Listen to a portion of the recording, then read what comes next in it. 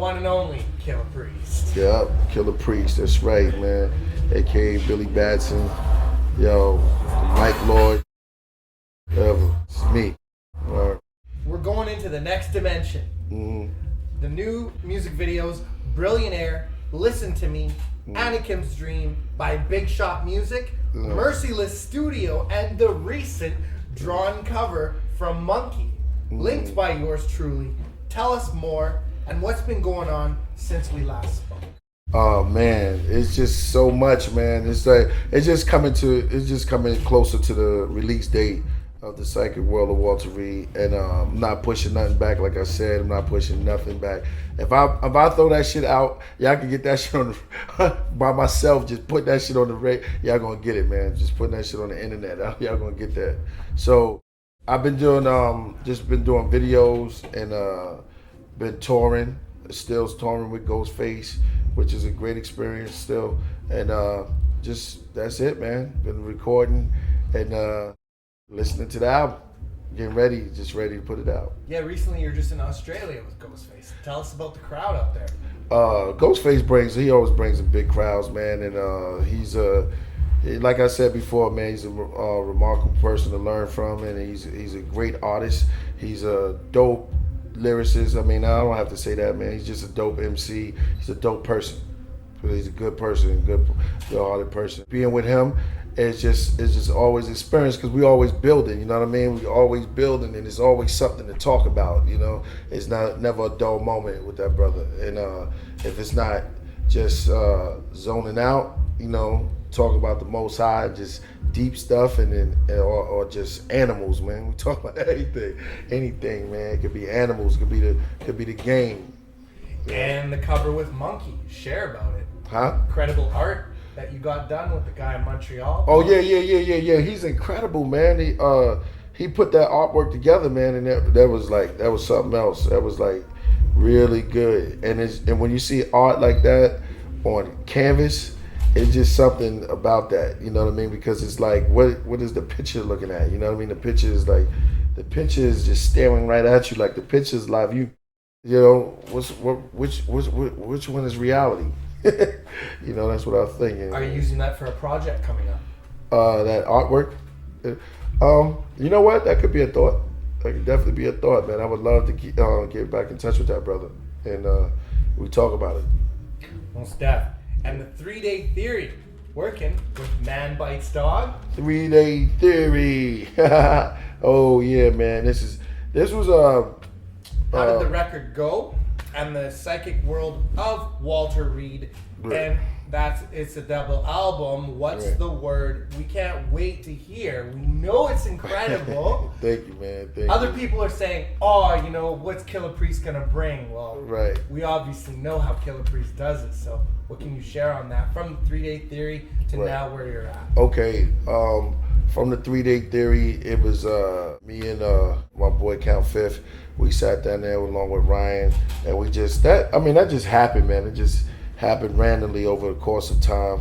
You know, that the album came together here and there, and Count Fifth is the real one to put it together, so he put that together. So it was fun, you know.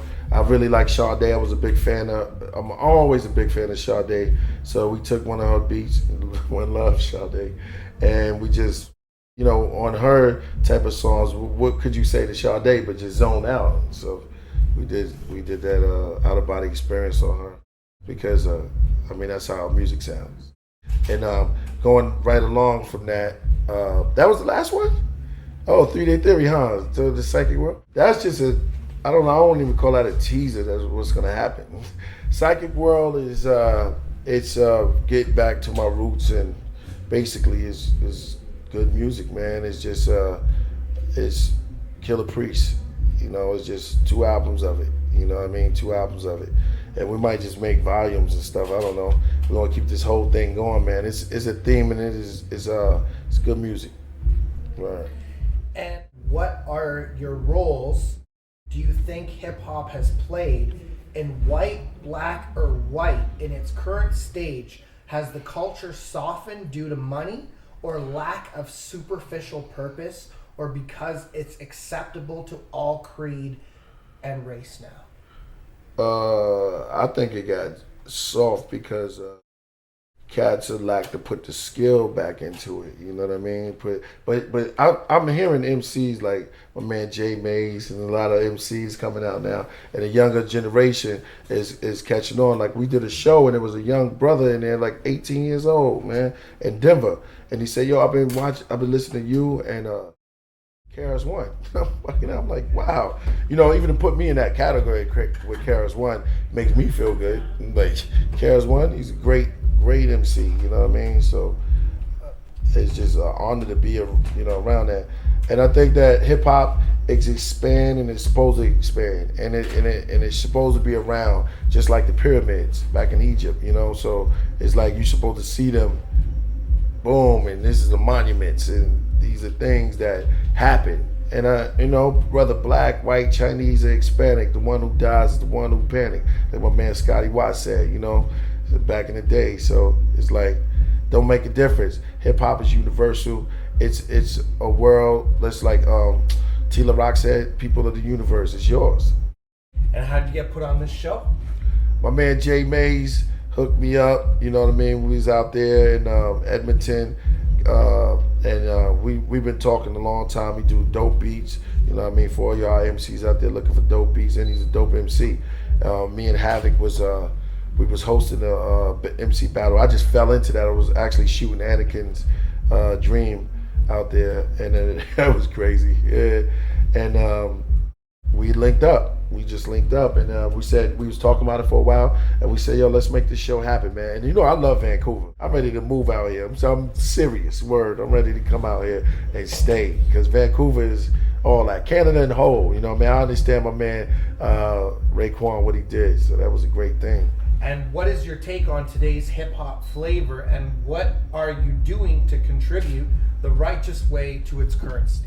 Hip-hop flavor today varies, you know what I mean? It's like a buffet. You go to a buffet, you get all type of meals and stuff like that. But there's some that people really like, and there's some that people just want to taste. You know what I mean? So that's what it's like. It's just like, take a little piece of that, take a little piece of that. Some of the chefs, they put hard work into it. Some of it is easy to make, So it's just like that, walking around a buffet and taking a piece of it. Me, I'm in the kitchen. I'm really grinding, trying to make really good food that's healthy and with the right ingredients in it. You know what I mean? Because that'll help you grow. That'll help the mind grow. So I'm trying to have longevity. And if you were a hip-hop president, what would you do to maintain its core essence while still keeping up with the present times and future of today's modern pop rap world? Oh man, what would I do? I would just hold a class every weekend, and get everybody together, and we all build about how can we make this better, and everybody come with their ideas, and you got your naysays, weigh the pros against the cons, and then we see where we move from there, and look at it as real. And do you do the music for yourself or for the generations of children? And what do your father and mother think of your work that you do, and what do they do to take part with it? I do the music for myself. Now, I don't care about nobody. I'm just joking. Now, I love hip hop, man, and I make music because I really love it, man. I love it. I love listening to different artists. I love hip hop. It really means a lot to me, and it's different.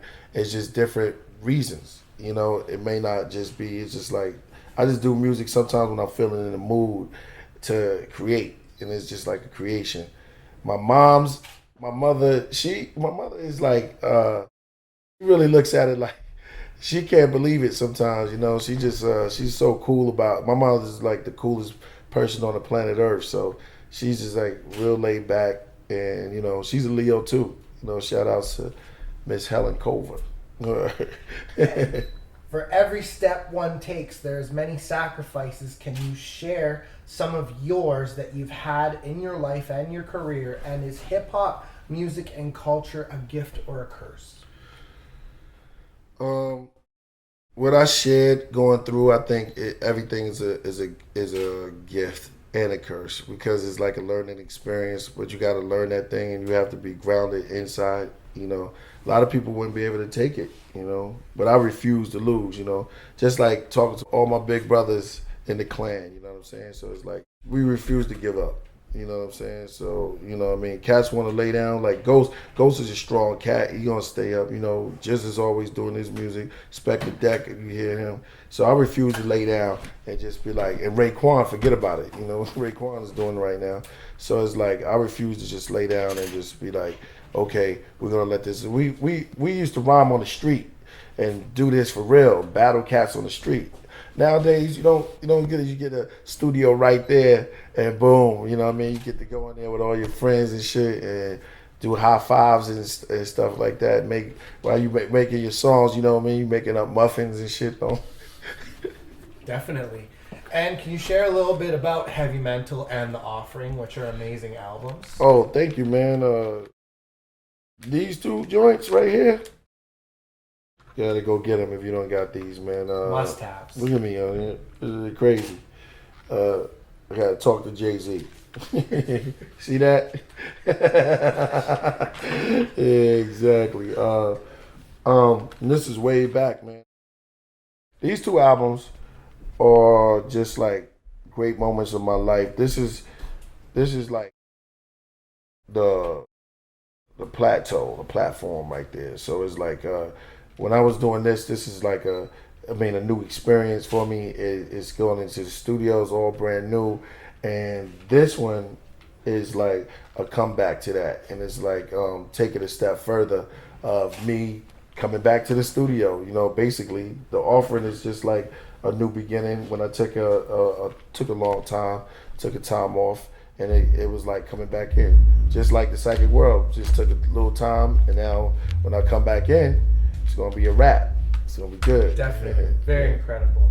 And do you possess the gift of hip hop music in order to be a teacher or the student of the art? And if a student in university, how would you come out in the end? The strategy is to get there. I would say I'm a student of hip hop. I would say that. I would say that I've learned a lot in hip hop, and I put out my pen and my pad, and I learned, man. And my strategy to reach the top is to basically to learn, because a good student could be a good teacher, and a good teacher is a good student. So it's all in one, you know. And can you imagine what if you didn't make music or you're involved with the urban life? How would you contribute to society otherwise? Wow. I don't know, man. I'll probably be a mean cat out there. I don't know, man. I don't know.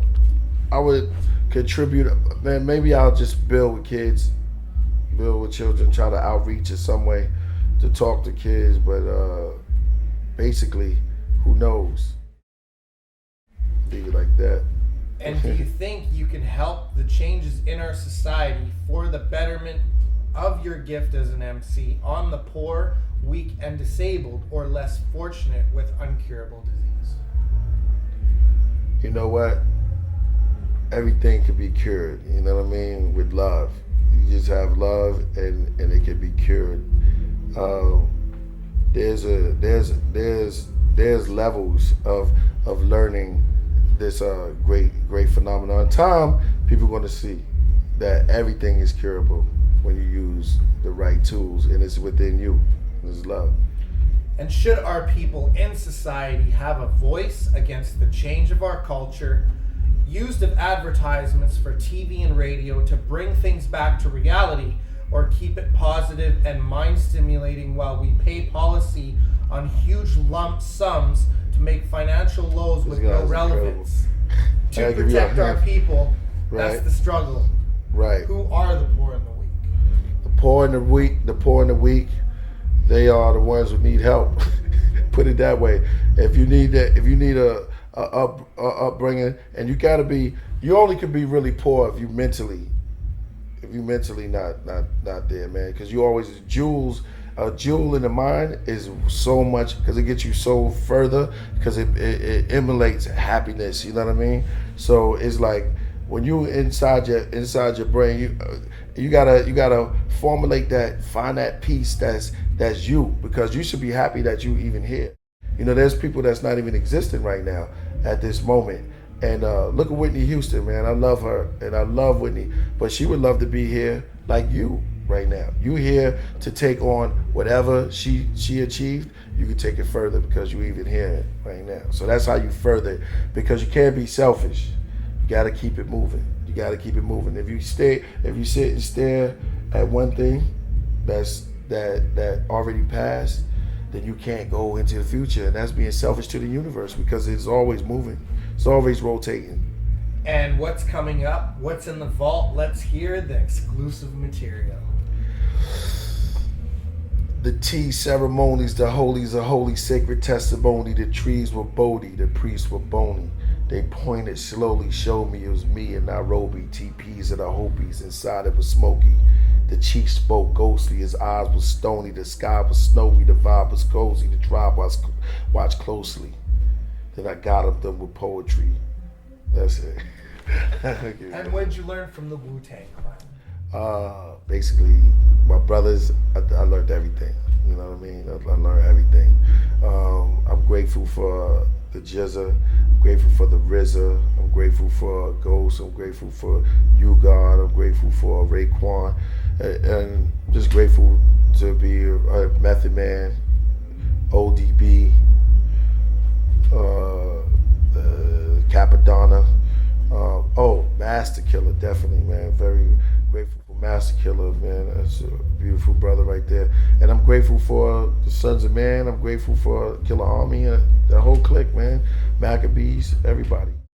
And you got any shouts? Man, I want to shout out to everybody out there. I want to shout out to Daddy Rose. I want to shout out to let me see, DJ Notion. I want to shout out to let me see, Naphtali. I want to shout out to it's a lot of shout outs. I want to shout out to Theodore Unit.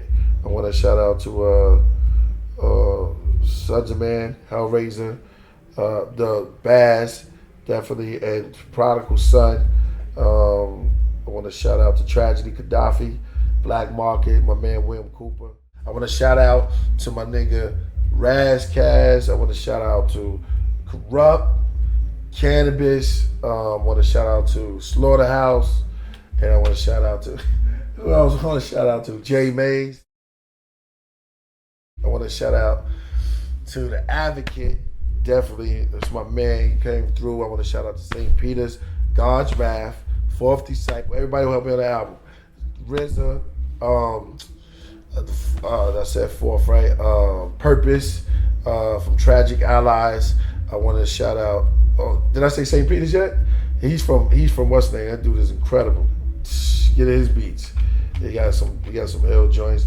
I want to shout out to Ayatollah, Havoc, Mobb Deep, and that's it. And to my children, peace. To Solomon, Rudy, Zariah, all y'all, man. Lamar, Darren, who else? Chris. I want to shout out, let me see. Everybody gonna think I have 50,000 kids. I just want to shout out to the world, man. Just want to shout out to everybody. Word. And Jay Mays, and this is the Archivist, and you already know the name, y'all. See that? Doom, doom, doom, doom, the psychic.